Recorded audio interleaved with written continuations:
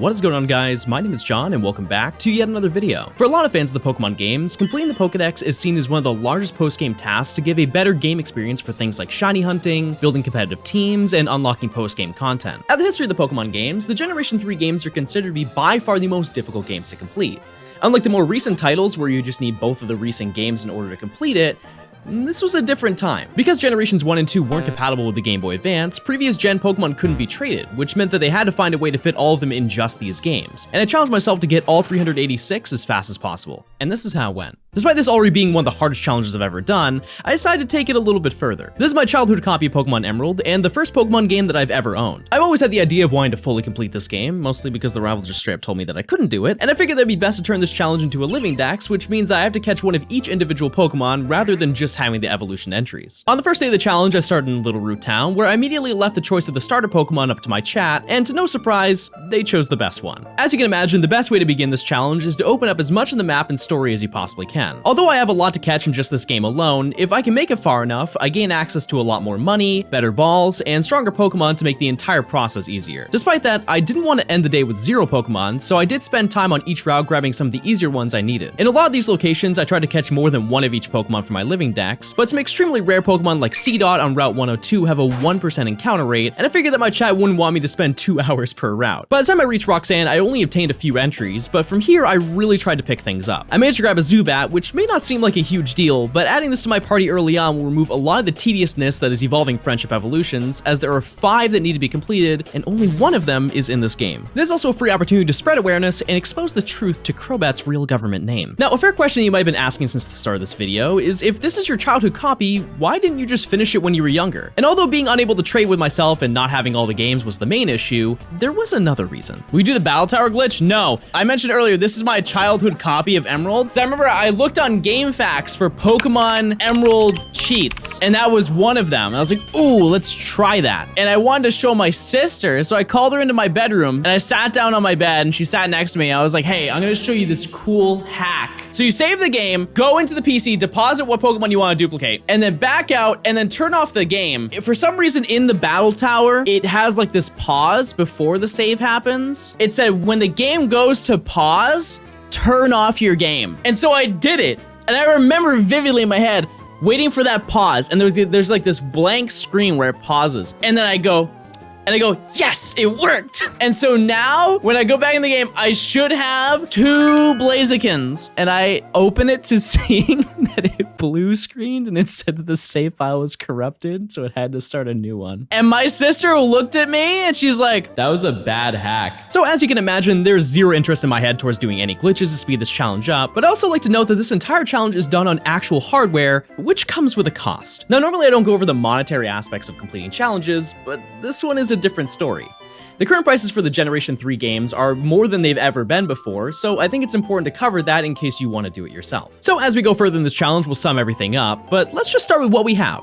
Pokemon Emerald currently sells for roughly $180. Not the best start. It's important to know that you can buy copies online for like $30, but in 99% of cases, they're blatantly fake copies, which can be prone to a lot of issues like saving and bad performance. Although I'm playing and recording this off an analog pocket, which runs around the $300 mark, we'll take a look at this through the eyes of the original Game Boy Advance, which costs you about $60. Right before taking on Brawley, I managed to evolve an Abra I caught earlier into Kadabra, which poses another issue in this challenge: trading. In total, there are 13 Pokemon you can only obtain through this method, and unfortunately, the best trade in this game is the Battle Frontier, where you can trade a Bagon to get a Seahorse. Like, this isn't even a slightly rare Pokemon, and why would you ever want Horsey in the first place? With this, we've added our second piece of hardware to this challenge, and with one silly little link cable, I was able to trade to get my Alakazam. After threatening half the region with some advanced silverware, I was able to make it through half the gyms, which allowed me to grab the Go-Go Goggles, which enabled a small little side quest that I could go on. Once you have access to the desert, the Mirage Tower will appear at random times, and once you arrive at the top, you're able to choose between the 2 Hoenn fossils. After picking one, the tower crumbles, but we can obtain the second one at a later point. After a few hours, I've reached just about 10% for the total dex for the challenge, and I think that was due to a few important strategies that really boosted getting a lot of rare encounters. If I find Tropius right now, I'll gift 40 billion subs.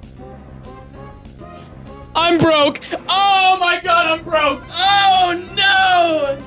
I don't have the money! After grabbing the only cast form in Gen 3, I took down Winona and finally made it to Lily Cove City. By this point, I'd already obtained Surf, which basically unlocks the rest of the region, which meant that it was time to take care of something extremely important. While the route north of Rustboro is easily one of the least visited locations in the entire game, it's home to easily one of the most important items in completing the Pokedex, Kelpsie berries. By picking these berries, you're able to turn these into Pokeblocks, which is required to evolve Feebas into Milotic. While I'm not immediately jumping into grabbing the ugly fish, the first day that you start the game, all the berries are fully grown, which means that you don't have to wait, in a lot of cases, an entire day for them to grow back. By collecting these, I can take them to the Berry Master's house to grow more of them, but unfortunately, none of that matters if you have this message appear. To a majority of the people who own this game, when you start it up, you should see that your internal battery is run dry. As a result, all day-night based events are unable to work due to the clock not being powered. Although you're still able to save your game and play normally, things like Shoal Cave's time changes and especially the berries will never grow. Fortunately, there is a fix. If you buy new batteries and a soldering iron, you can swap out the batteries yourself. Once you get the hang of it, you can swap them in about 5 minutes, and realistically, you won't have to replace them again for about 10 to 20 years. This all depends on how much you actually use the game in that time, but once again, this is basically a required expense for this challenge. At the end of day 1, I managed to catch 39 out of the 386 Pokemon in the Dex, and spent some time off stream harvesting a few berries to ensure that I was fully prepared whenever I wanted to get Milotic. To start the second day, I tried to progress further in the story, which did lead to a few new additions to the Pokedex, but I did manage to fully evolve Mudkip, as well as get my first friendship evolution out of the way. After making my way through the Aqua Hideout, I obtained the Master Ball, spent 2 hours losing to 2 children, and it was finally time to take on the climax of the story. Upon entering Satopolis City, we find the legendaries battling in a way that seems impossible for Kyogre to lose, and release a green snake from the Sky Pillar to put an end to it. With the Evil Team storyline done, we're able to take on the final gym leader, but I think I have a way to make it easier. While normally it's no surprise you get the box art legendary during any playthrough of a Pokemon game, getting Rayquaza in these games is quite a bit different. Normally these Pokemon are somewhere in the 50 range, but if you're bold enough to take it on an Emerald, you can catch it at level 70 right after the event, which is wildly unfair if you can pull it off. I promised my chat that I would do a few encounters with Rayquaza to try and get a shiny, and as you'd expect, it didn't go well. It's regular Rayquaza, chat. Wait a second, it's a double battle against his shiny cousin. Oh my goodness. After only 10 minutes, I was able to catch it, and with that, I was ready to absolutely demolish the rest of the story. Considering that nearly everything else was at least 20 levels below it, I just steamrolled through the final gym, Victory Road, and the Elite Four, and with that, I was just done with the game. With nearly 50 Pokemon registered and a pretty embarrassing 15 hours of gameplay, I had essentially completed the entire story of the game, which meant that it was time to get a whole bunch of Pokemon. Upon exiting our bedroom, we can see a broadcast on the TV that notes of an undetermined Pokemon flying in the region. After talking with our mom, she'll basically let us choose whether we'd like to encounter Latias or Latios in our game, and after talking it over with my chat, I decided to hunt down Latias. The main issue with this Pokemon is the fact that it's a roaming Pokemon, randomly jumping from different routes in the game, so tracking it down is pretty annoying, especially when we don't have the advantages of things like the marking map from Sinnoh. If you head north of Slateport and use a Repel with a level 40 Pokemon as your lead, you can go in and out of the bike path until you get an encounter. This took a whole 10 minutes to complete, and with our only Master Ball, we've caught arguably one of the most annoying Pokemon in the game. But what about the other one? While I could obviously do another entire playthrough of either Emerald or Ruby to get Latios, I had an idea how to make this a little bit more interesting. This copy of Pokemon Sapphire, chat, has the Eon ticket. If you don't know, the Eon ticket allows you to get the opposite Lottie. This is the only ticket you can transfer. You can't transfer the old C map from you. You can't do the Aurora ticket for Deoxys. It is exclusively the Eon ticket. By connecting this to the game, we can send the Eon ticket to Emerald, which is not only a cool feature and possibly the only distribution event in history that you could just send to another player, but it's actually the only way to get the Eon ticket in Emerald, as the e-reader card that you would normally use isn't compatible with Emerald. Although this is a neat feature, the process isn't very straightforward. So it's transferring all this data. I'm gonna be honest with you, I don't know how I get it. Change the link cable ends around? You're memeing, right? Why? It's the same cable! There's no way I have to flip the cable. I refuse, chat, to believe that.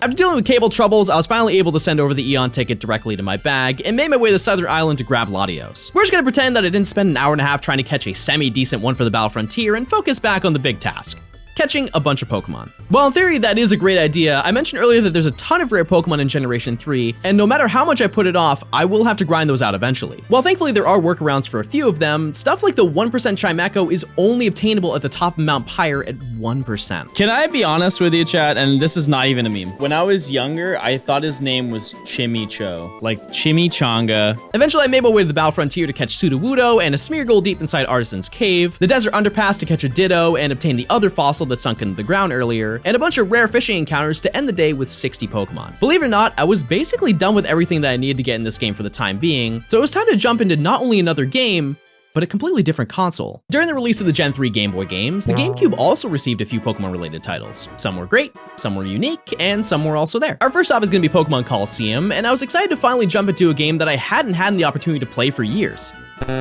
Surely there must be a mistake. I decided to use my childhood Wii that I got in 2007 to take care of all that, and as you can tell from the black and white promotions that are still stuck on the Wii menu, it's lived a long life. Speaking of stuck, when I tried to use it, there was a game that was jammed inside to the point where I had to basically tear down the entire thing until it looked like it belonged in a landfill to get it out. But thankfully, I got it working and it sounded great. Now, if you've never played Pokemon Coliseum, I really don't blame you. Despite being the 9th best-selling game on the GameCube, 2.4 million copies is minuscule compared to Pokemon Emerald's 7 million, which is, believe it or not, the second worst selling main series Pokemon game in the franchise. With a few technicalities, you don't actually need to play the GameCube games to get all the Pokemon for Emerald, but without all the limited time distribution events in your games, there are quite a few essential Pokemon that are locked through only playing Coliseum and XD, and personally, for your sanity, you're going to want to. I figured that playing this game would be a fraction of the overall challenge for Emerald, and I went into day 3 with a game plan. We're gonna get every single Shadow Pokemon. Probably not today, but across like a stream and a half, I think we can get every single Shadow Pokemon and purify them. Yeah, that's actually insane that I said that. Our first big additions to the Pokedex come right at the beginning with our starters. Umbreon and Espeon save a large amount of time for grinding out friendship evolutions for Eevee, but they're also probably included for a reason. See, if you try to complete the Pokedex challenge in Fire Red and Leaf Green, these Pokemon are actually not obtainable. While you do get the gift Eevee in Celadon City, because there's no day-night cycle in those games, it will never evolve unless you bring it to one of the 3 Hoenn games. Considering that this came out before the remakes, they probably wanted to ensure getting them without having to own 2 of the same console. Eventually in the story, you reach Phoenix City, which begins the entire storyline with the evil team, but eventually you get to fight one of the members of the Mystery Troop. Each one of these trainers allows you to catch the Johto mid-stage starters, which is arguably the greatest time save in this entire challenge. I don't normally like spoiling the rewards for completing the Pokedex until the end of the video, but I think this is a different scenario. To the surprise of a lot of people, the Johto stars are completely obtainable in Pokemon Emerald,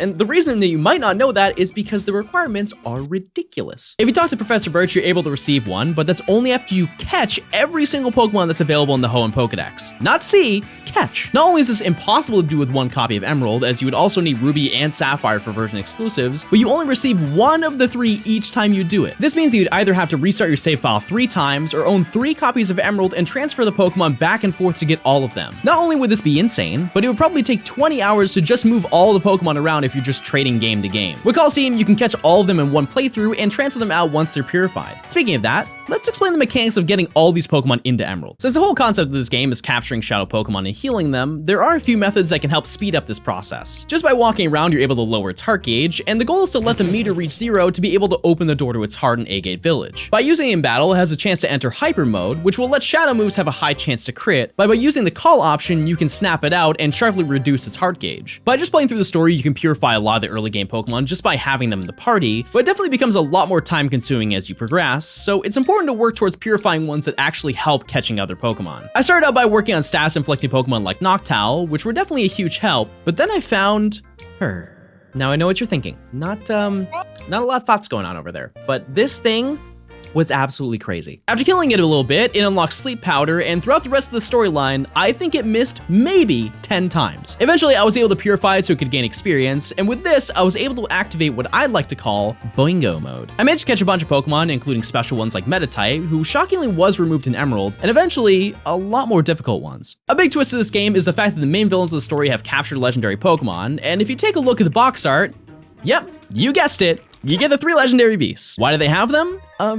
Honestly, I don't think that they mentioned that, but once again, this is another enormous time save and potentially a way of avoiding making a big mistake. These 3 Pokemon are also available in Fire Red and Leaf Green, and they work almost exactly the same way the Lotties do. Just like the Johto starters, there's only 1 per save file, depending on the starter that you chose. But due to an oversight, Raikou and Entei have access to the move Roar, which if used, will make it disappear permanently with no way to get it back. While all of them are completely obtainable, even if you knock it out in Coliseum, catching them is a pretty big grind considering that they're usually significantly higher level than you. But thankfully, with a little luck and a questionable losing animation, I was able to get Entei and Raikou throughout the story with pretty minimal effort. At the end of the first day, I made it pretty far throughout the game, but there was a small issue with the new additions to the team. Suicune is going to take absolutely forever. Back in 2004, they did find out a very secret trick. As you know, by walking around, you have the ability to reduce the heart gauge. So if I plug the controller in while I'm holding up,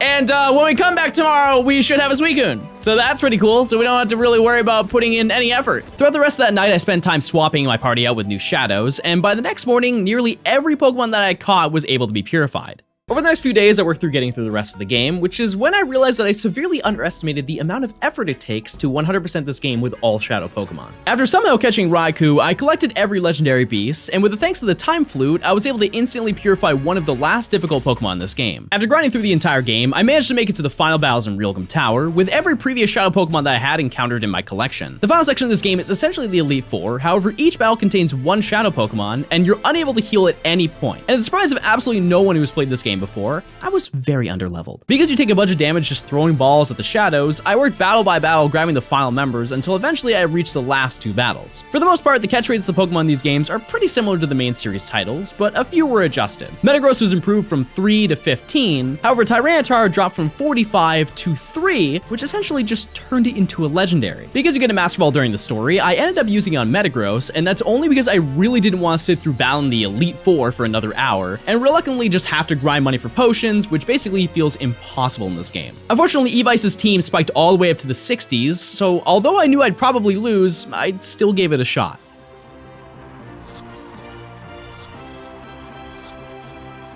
Oh my god! No! That is actually unbelievable. Against all odds, truly. We won with 3 Pokemon. I cannot believe that. That was like a 5 to 7% chance of catching that. This battle took 30 minutes to complete. After watching Ho-Oh blow up a helicopter, I completed all of Pokemon Coliseum, but there was still a lot more to do. The post-game storyline is unfortunately a pretty time-consuming part of this challenge, but it adds a bunch of special Pokemon that I mentioned earlier, like the 2 remaining Johto starters and some other Gen 2 Pokemon that I don't have to worry about evolving later on in Emerald. I also used a pretty neat trick to speed up the process of this section. Why don't I just use my Rayquaza right now? What am I doing? Eventually, I made it to the end of the game where there's only one more Pokemon to get, Togetic. This is the final friendship evolution that we can't catch in the wild, which means that one of the most tedious aspects of this challenge is already done, which just leaves us with experiencing the end of Pokemon Coliseum. How did you like the job I did? Your reputation's totally trashed. Okay. Oh, that was it.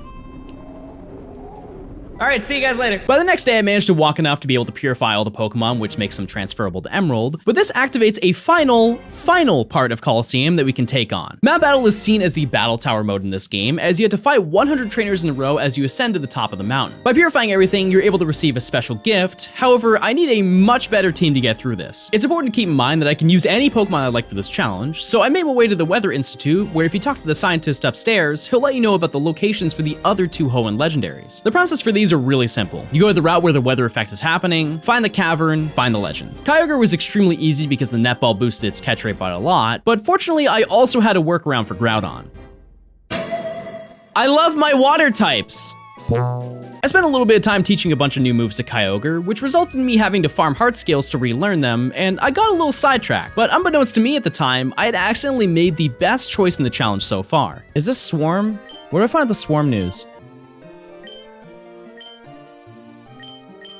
I wasn't paying attention. What does that mean? If you remember before, I've been farming berries quite a lot to prepare for the big moment that I got Feebas. And to put it in the simplest terms possible, this just made it as easy as it can be. Inside the Lily Cove contest hall, you can mix berries with NPCs, which will yield Pokeblocks that I can give to Feebas. However, in most cases, you need to have a specific strength berry to barely make it work. And the Blend Master just takes care of all of that. The process of making a Pokeblock requires you to hit the dial when it passes you to get the highest level Pokeblock. And you need to get a total of 170 levels across 10 Pokeblocks to evolve Feebas.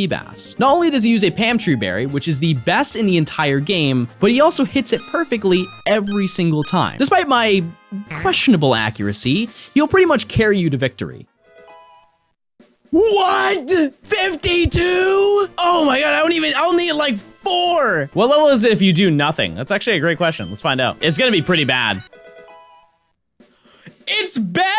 I'm making it worse by actually trying. Now you're probably wondering why chat was excited about this. For each encounter you get in the game, a number from 0 to 65535 is randomized. If the number is rolled to be 655 or less, which is a 1 in 100 chance per encounter, within the next 2 days on the TV, you'll have 1 of 4 daily events. These events only last for 24 hours, and this was the only time that I'd ever bothered to check the TV, which alone would be good luck, but I also got another daily event for the secret-based decoration sale in the Lily Cove department store at the same time. So it's safe to say that I've learned to check the TV from now on. After sending some Pokemon to Coliseum, it was time to challenge Mount Battle. If you've done the battle facilities before, you're probably thinking this is going to be some new competitive challenge in our way, but thankfully, and kinda oddly enough, this is absurdly easy. For some reason, all the Pokemon, despite being level matched to the highest level on your team, have 0 EVs and IVs, which means that they are the weakest that they can possibly be. I can totally understand making it a little easier, but with Kyogre's Water Spout, I was one-shotting every Pokemon until basically battle number 50. Even though Raikou was over 20 levels under, it somehow lived so many hits due to the lack of IVs on this Pokemon. When you get to the last few areas, you start fighting some pretty insane Pokemon like the Reggies, which, fun fact, was the only time that I ever lost in this challenge.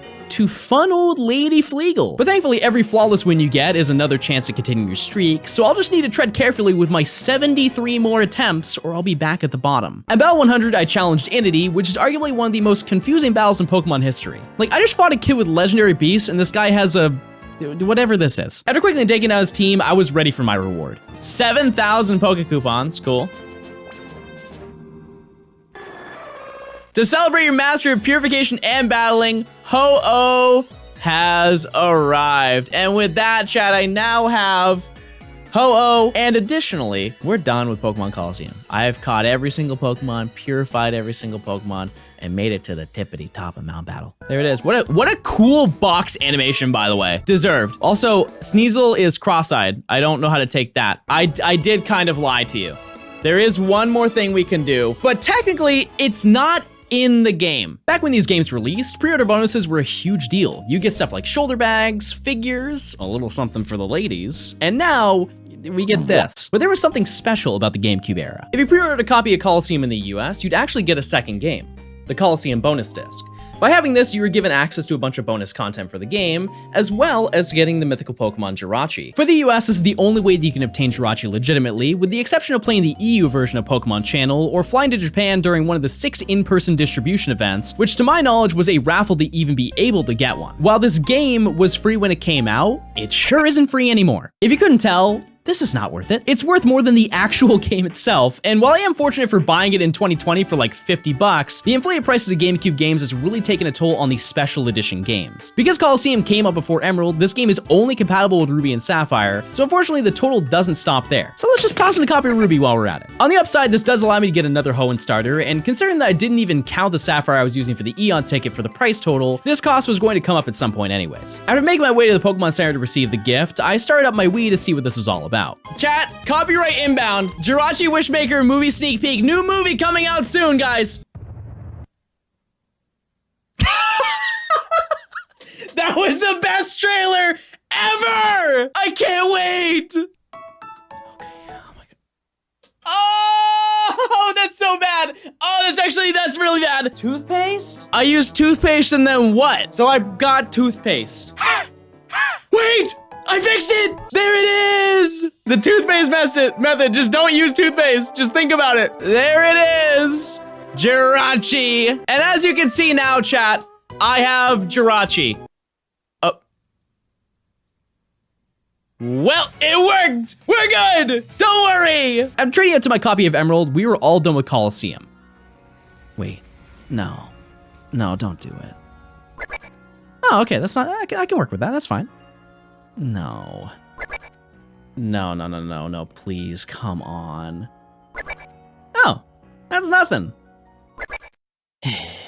All right, remember how I mentioned earlier that Japan didn't get Jirachi in a game? That was for a reason. They also received a bonus disc, however this one gave you Celebi instead, which to be honest, makes significantly more sense considering that the storyline is completely based around it. However, unlike the English version, the requirements are not as easy. In order to redeem Celebi, you need to purify all 48 Shadow Pokemon in the game, similar to the requirements for obtaining Ho-Oh that we did earlier. Now, I'll be completely transparent with you, I just converted my English save to a Japanese one, and the only reason I played the English in the first place was just so my chat wasn't watching me play a game that they couldn't read for 50 hours on stream. There's actually zero reason to even play the English version for this challenge, as the Jirachi bonus disc doesn't even check for any save files for Coliseum. We're also just gonna disregard the fact that you need a Japanese GameCube or a Wii to play this, as the console is region locked, but with some silly little magic and online research, you can fix this pretty quickly. At this point, I had never seen anything about this disc. I honestly just bought it and assumed that it worked, which in hindsight was not one of my brighter ideas, but I got to experience a piece of vintage Pokemon media that to most English viewers is unknown. So it's the same style menu, the background is neat.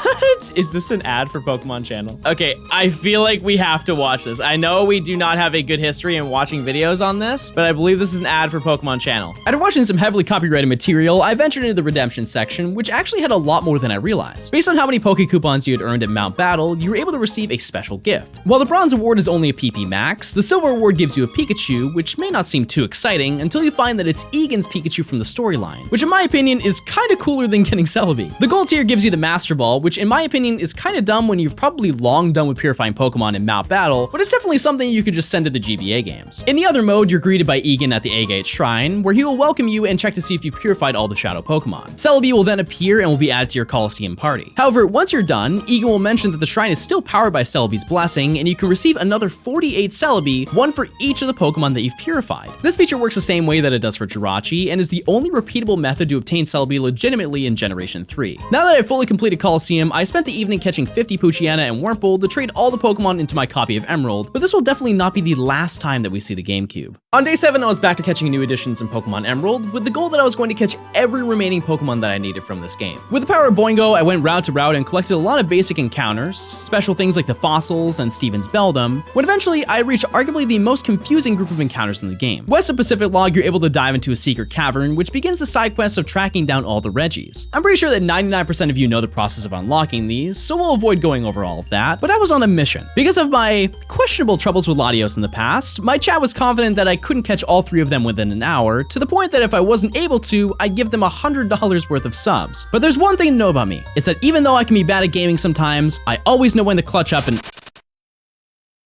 Okay. On an unrelated note, why does Regirock look like this in this game? Wouldn't it be way cooler if it was colored the same way as his overworld sprite?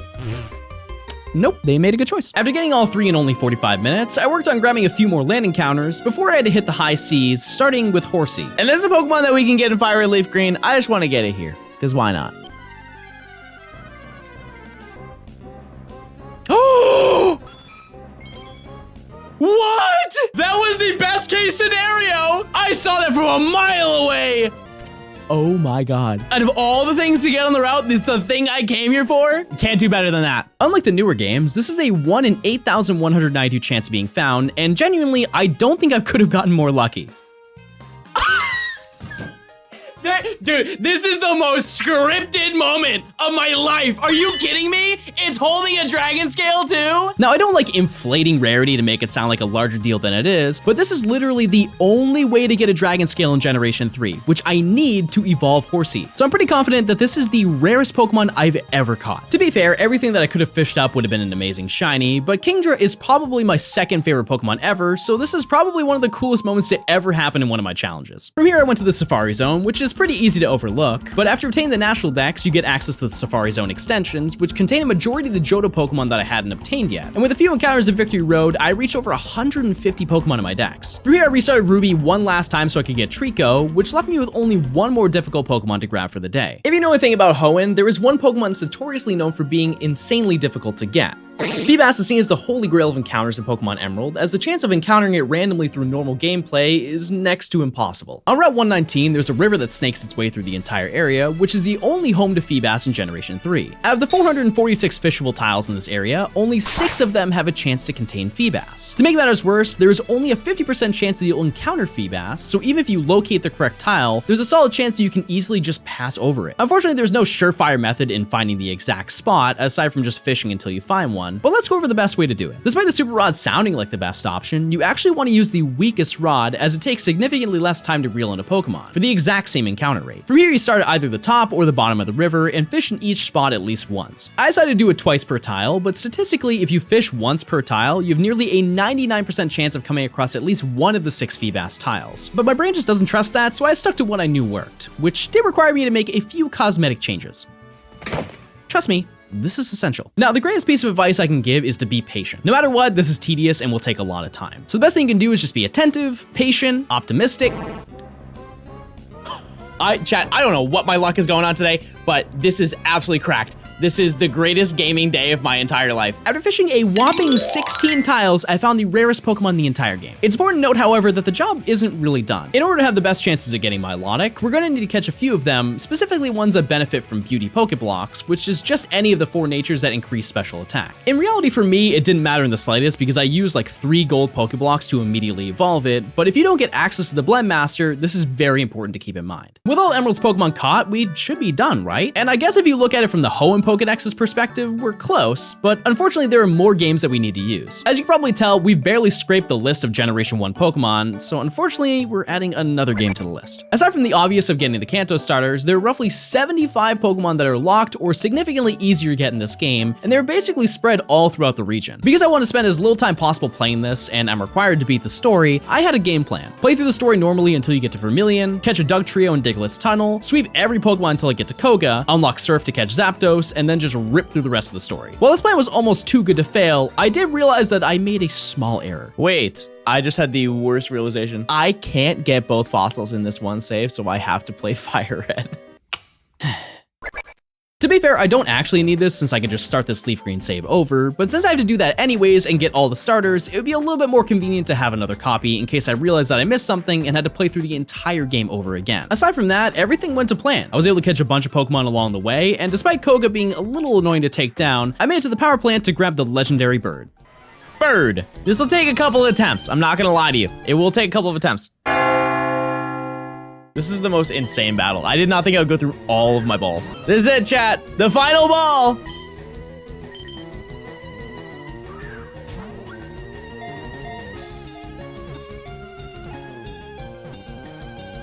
Oh my god! No! No! Stop! That's a prank! You are pranking me right now! We were there. How many balls did I throw?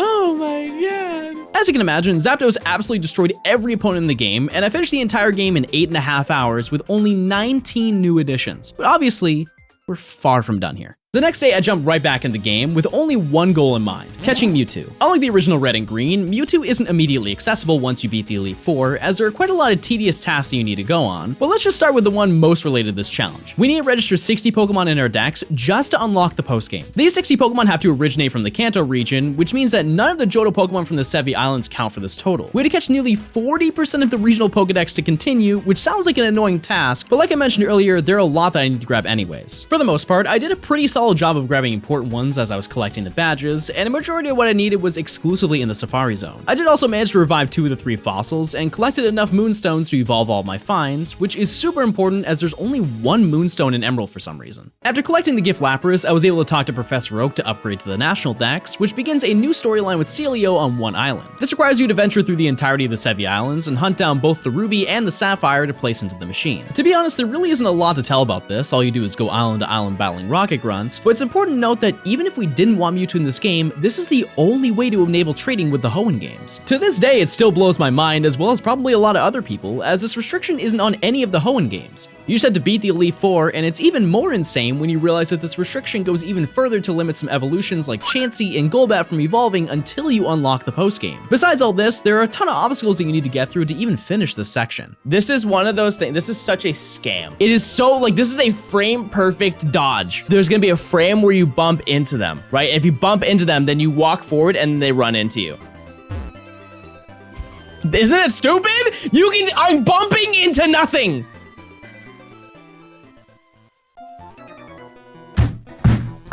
After a few hours of gaming, I was able to restore the connection and unlock access to Cerulean Cave, but as I mentioned earlier, there were some additional things that I unlocked. Guys, can we have some, it's Positivity Sunday. Everybody say something really positive. It is that day.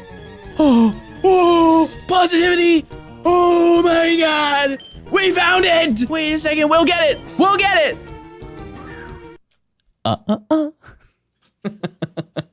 We need to use that on somebody else. With a quick trip through the cave, I was able to grab Mewtwo, which thankfully ends all the tedious stuff for this game. The next stream, I made my way through the Sevi Islands again, grabbing a bunch of big Kanto evolutions, as well as some of the important remaining Johto Pokemon. Although I did get a lot of the evolutions of these Pokemon through Emerald and Colosseum, avoiding having to breed and evolve will save an absurd amount of time later on. The next big task is something that I feel is pretty easy to overlook. Throughout all of Generation 3, Porygon is exclusively locked to Celadon's game corner, with the only way to obtain it being through obtaining a ridiculous 9,999 coins. coins. Thankfully, by playing Leaf Green, we only need to collect 6,500, but if you know anything about these locations in general, you're not destined to win that much. Thankfully, there is a workaround. Because you had to buy coins to get started in the first place, you can essentially just buy Porygon, which in this game costs $130,000. For the early generation games, this is a pretty absurd amount of money, but thankfully these games have a pretty solid money method. By going to Resort Gorgeous and fighting some trainers with the Amulet coin, I was able to get 20,000 per battle, so this process really didn't take too long. There were a few more prizes that I wanted to redeem, so I decided to make things a little bit more interesting and tried to reach max coins. If I eyeball it, sometimes you can get it. I told you! It's all about knowledge! Yeah, I just won. Yeah, I know. What, you want me to come in the back room? It'll be fine, don't worry, I'll be back. And we're gonna win some more! I'm so sorry, I didn't mean to win! John is, what some might say, learning his lesson. With everything in Leaf Green completed, it was time to play Fire Red to obtain the other fossil, as well as obtain the other remaining starters that I needed. While you are able to get to Mount Moon within the first hour or so in the game, we're going to need to play all the way until we gain access to Surf to revive it. You might be thinking, well, why don't you just give the item to a Pokemon and trade so you avoid having to play half the game? And unfortunately, the fossils in this game are key items, so we're going to have to get through this as fast as we can. I ended up picking Squirtle, and I grabbed a few extras that I felt would be easier to get in this game, and I ripped through the game as fast as I could. After about 4 hours, I managed to revive the Helix fossil to get Ammonite and traded all the Pokemon to Leaf Green, as once again, I couldn't trade to Emerald due to the post-game limitations. It was then time to move on to a new game. Fire Red again. Yeah, so since the Kanto stars are exclusively in the Gen 1 remakes, I had to play through these games 3 times, but to be fair, it only took like 10 minutes to get Charmander and reach a Pokemon Center to trade, so really only the second playthrough was tedious. From here, I was essentially done with all of Gen 1, but I decided to include one more special encounter. Now, if you've seen some of my Catch 'em All videos before, you know that typically there are a few that are completely unattainable through normal gameplay, and that's usually due to limited time events. Thankfully though, with the power of the internet, that can be changed. After doing a few neat tricks, we can talk to the clerk at the top of the Pokemon Center and he'll give us the Aurora ticket. For the US, this was only available for 4 days between 2004 and 2005 during the Pokemon Rocks America tour. At this point in Pokemon, special distribution events weren't done through companies like Toys R Us and GameStop, so limited time Pokemon were genuinely limited time, to the point where one of the US releases was in the middle of a parking lot in Atlanta, Georgia. And if you know anything about this mall, this is a crazy place to do it. With this ticket, you can access Birth Island, which allows you to encounter Deoxys, and aside from a few additional distribution events during Emerald's lifespan, this was the only way to get Deoxys in Generation 3. A pretty interesting fact about this event is that once you catch it, it will transform into one of the 3 forms: Defense for Leaf Green, Attack for Fire Red, and Speed for Emerald version. At this point in time, Deoxys didn't have the ability to change form, so your Pokemon will be locked, with the only way to change it being by trading it to a different version to use a new form, which is still beyond me why they did that. With that event completed, it was time to send all the Pokemon over to Emerald, which begins a new issue in the challenge. Let's look at this from a broad perspective. If I'm going to trade these Pokemon over to Emerald, I'm going to need to roughly catch 100 additional Pokemon to trade, as I don't want to trade over the Pokemon that I'm using for my living dex, which will easily take like 4 hours to do, and that's just one game. If only there was some way to make it easier. Oh, sick. Nope, that's cool, I'll suck it up. Pokemon Box is essentially the most ancient form of what Pokemon Home is today. You can store up to 3,000 Pokemon across all the GBA titles and send them to other games. In total, there are 280,000 copies of this game sold worldwide, which sounds pretty good, but since 270,000 of that was just in Japan, the English copies of the game totaled to roughly 10,000 units, with a majority of those being sold in Europe. The only way you could buy a copy in the US was through Nintendo's online website or at the former Pokemon Center in New York City. Due to pretty poor marketing, this game sold terribly, which results in this game now costing well over $1,000 even for just the disc. While I've used a lot of Japanese games in this challenge, that version of Pokemon Box is only compatible with GBA games, which is pretty useless for this challenge. However, there is a small workaround. The version I'm going to be using is the PAL or European version of Box, which thankfully is only about $100. Cheap? No, but definitely a lot better than $1,500. Shockingly, the PAL version is compatible with every language except for Japanese, while the US version is only able to work with NA copies of the game. This means I can freely deposit and withdraw Pokemon from all the games that I need to, with a few limitations. For some reason, you're unable to withdraw Pokemon from other games if you don't have 100 Pokemon caught in your Pokedex. While this isn't a problem for my copy of Emerald, it's an insanely strange rule considering how that's nearly a quarter of the entire national Pokedex, where with Pokemon Home, you basically just need a save file to make it compatible. Aside from the storage features, you might not see the worth in buying this, but this game also allows you to play the actual GBA games on your GameCube,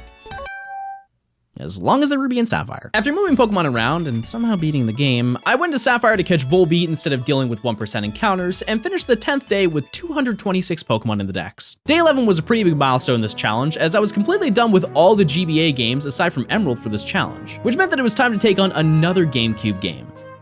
the most expensive one. Pokemon XD is another Shadow Pokemon style game, and once again, I have the goal of obtaining every single one in a playthrough. I like the purification system of just walking around a Coliseum. You now have chambers that you can put your shadows in, and by adding more cleansed Pokemon, you can speed up the process of restoring it. Now, I'll be honest, my feelings on this game are kind of mixed. While it does expand on the core mechanics of purifying Pokemon and removes a lot of the tedious aspects like money grinding, the first half of this game is slow. Basically, all of day 11 was just doing battle after battle, which I'm definitely used to, but the rate in which you get Shadow Pokemon, especially useful ones, is few and far between. As you make it further in, you're able to leave snacks at different oasis spots, which eventually can lead to a special encounter. While these are probably intended to help with purifying, you can get some pretty rare Pokemon like Surskit, which is completely unobtainable in Emerald. During the story, you also encounter some pretty helpful Pokemon for the Dex, including things like Delcatty and more version-exclusive ones like Lunatone. Over the next few days, I tried my best to get through the story, and I genuinely forgot just how long the GameCube games are, especially when you're trying to obtain everything that's available. After encountering a Pokemon that I won't even be able to get in this challenge and watching a preview of the next selection, I was basically halfway through the story with only like 15 new Pokemon to show for it. On the upside, I did begin working on one of the more tedious aspects of the game. When you're purifying Pokemon in these games, the additional Pokemon you use to help will increase the speed of the process, and by making a loop of super effective typings, you can max out the tempo meter, which is crucial for getting all this done in a reasonable amount of time, as well as for completing some important stuff later. Day 13 is where the gears really started to turn, as the ending of Pokemon XD is nothing short of insane. Upon reaching the Cypher Key layer, the game just starts spitting out a bunch of Shadow Pokemon, with almost all of them being essential to completing the Dex. For some reason, a lot of these Pokemon are just Kantomons, which on the surface seems like a huge waste of time, but considering that I need to max up my tempo meters for the chambers, this is a huge help. Additionally, a lot of these Pokemon are at their highest evolutions, once again removing a huge chunk of the late challenge grind. Eventually, Professor Crane will give us the Master Ball, which normally is what you'd use on the box legendary, but there are actually quite a few unique things that we can do with this.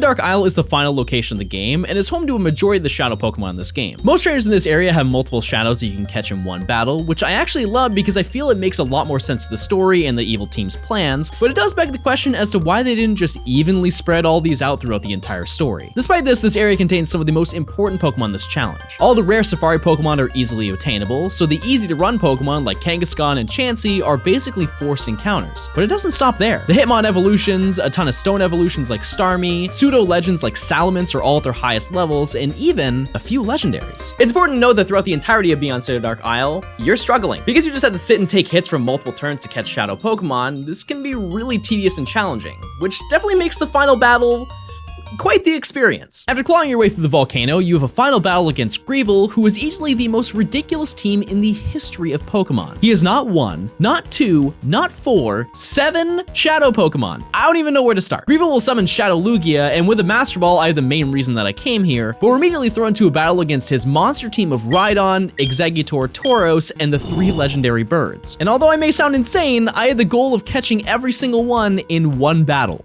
Okay, huge. One down. So far, this has gone really well. I've only caught the easy Pokemon, though. Oh my god, that's huge. Okay, we got Moltres. I think you'll wake up this turn. It's been 3, so. Oh my god. Okay. Articuno, we're good. 1, 2, 3! Yes, sir.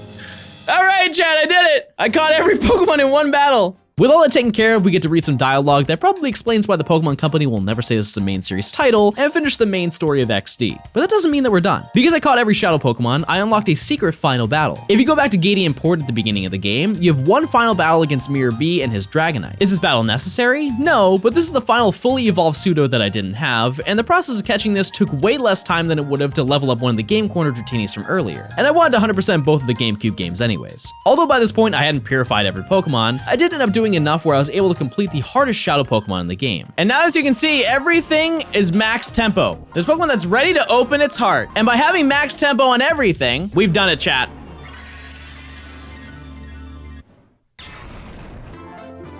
We have now purified Lugia. After doing a little trial and error with finding the fastest method to purify, I spent 2.5 hours on stream walking back and forth to cleanse all the Pokemon, as well as catch another set of Route 201 Pokemon to trade with Emerald. The next day I transferred the rest of the purified Pokemon on stream, which left me with only about 100 Pokemon left before I could say that I was done with the challenge. While it may seem bad that I only have 75% of the Dex, at this point in the challenge I managed to catch at least one Pokemon from each evolution line, which meant that all that needed to be done was breed and grind everything up. Unfortunately, that process isn't as easy as the modern games, and the first problem is one that I definitely didn't see coming. But as you can see, the boxes are getting really, we're full.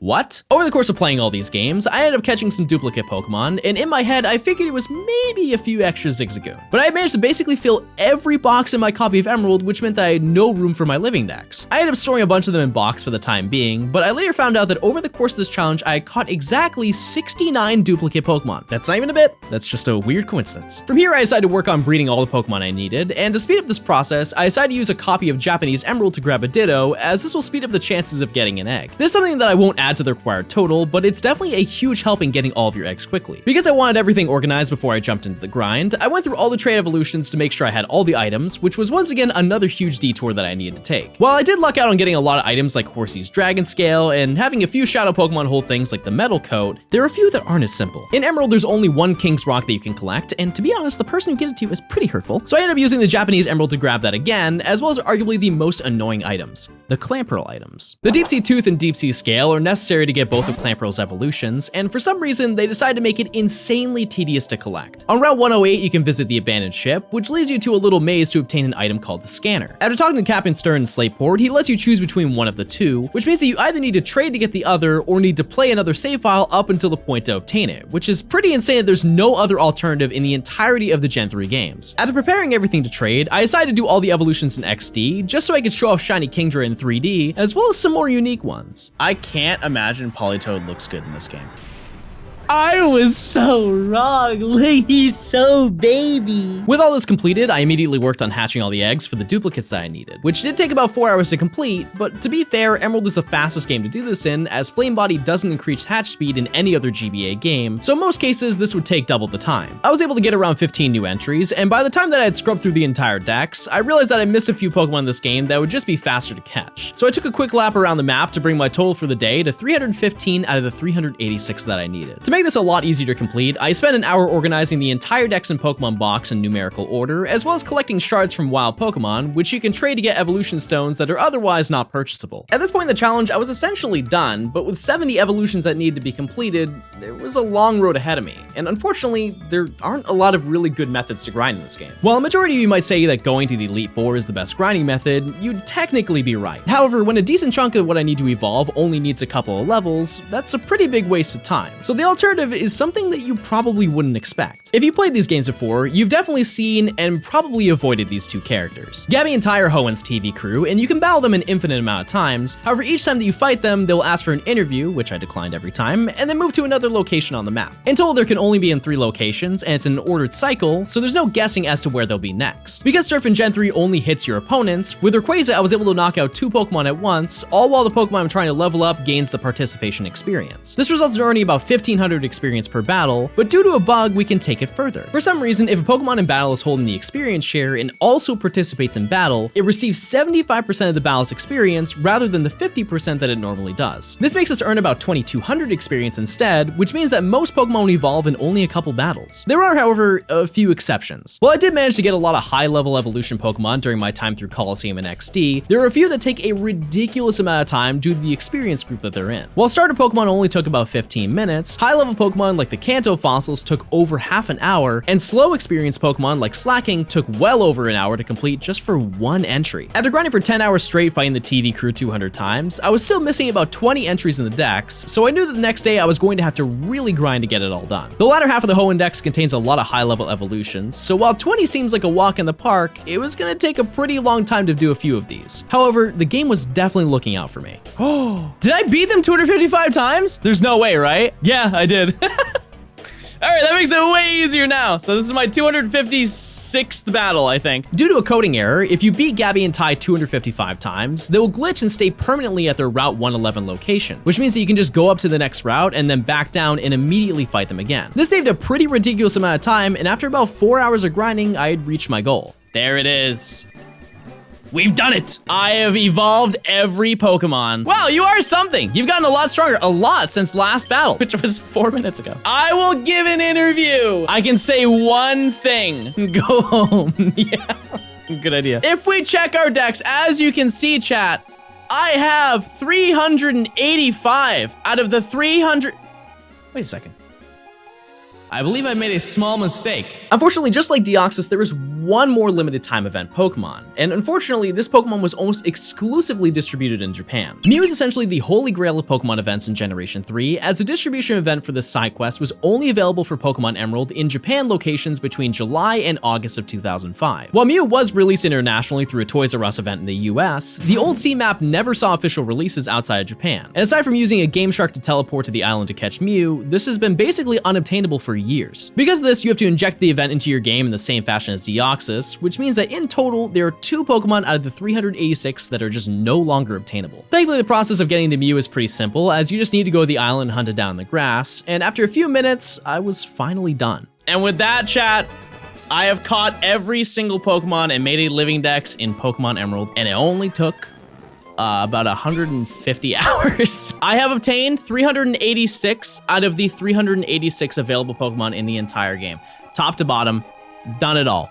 Every last Pokemon. What if I told you, chat? You get a little tasty treat. Ah, John, are you curious about how your Pokedex is coming along? You've seen 386 Pokemon and you've caught 386 Pokemon. Wait, he actually doesn't say anything? That's it? He just tells me? Usually, chat, I do a bit. I had no idea that he just does nothing. In search of trainers. Today, I'm visiting an area near Route 111.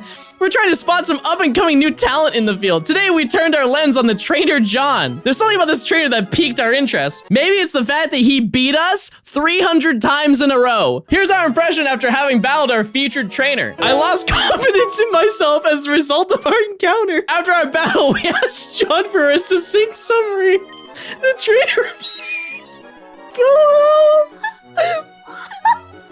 I think it's time we get our reward. I'm the game designer. Oh, is that right? You're working on a Pokedex? Wow, that's awesome. Yeah, that's totally awesome. This Pokedex is completely filled. You must really love Pokemon. I'm so impressed. Let me give you something in recognition of your feat. Oh, that's cute. I've never seen this before. It took about like 120, 130 hours. Maybe a little bit longer than that. But at the end of the day, a pretty long task. Not only that, but as you can imagine, this video was very expensive. Despite having a decent chunk of the games and peripherals, I still spent $1,000 on games, consoles, and recording devices to get this all done. So if you liked the video, please consider subscribing. In total, if you want to do this, it would cost roughly $1,500 to do it from the ground up. So if you're interested, here's my best advice. Don't. I think this is by far the hardest living dex I've ever had to do, and if there's another game you'd like me to do this in, leave a comment below. Well, wife, I should introduce my boyfriend to you. My boyfriend is the Mighty Enna.